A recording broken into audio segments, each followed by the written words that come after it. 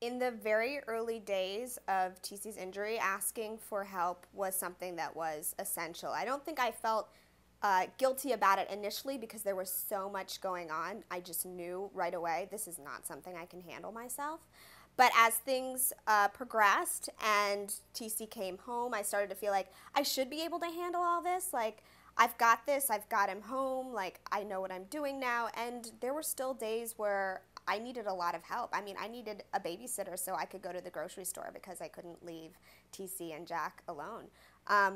And I also started to notice that we had these amazing people in our lives who were offering help in really unique and really essential ways. Friends who knew people who could help us, who were making contacts with physicians for us, friends who would come over and just do laundry, friends who were making dinner. And it also, it also started to seem to me that people felt useful when they were able to help us. So allowing them to help us was not only good for us, but it was also good for the people in our lives. It included everybody in our experience. But I think as a caregiver, I had a really hard time managing help.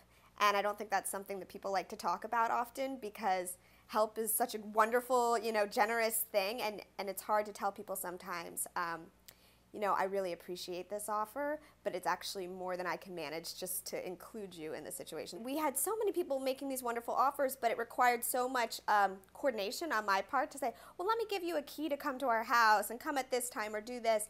And it really wore me down, actually. It was actually wearing me down sometimes more than the brain injury itself. I was just really overwhelmed with trying to stay grateful and make sure that I was being polite all the time.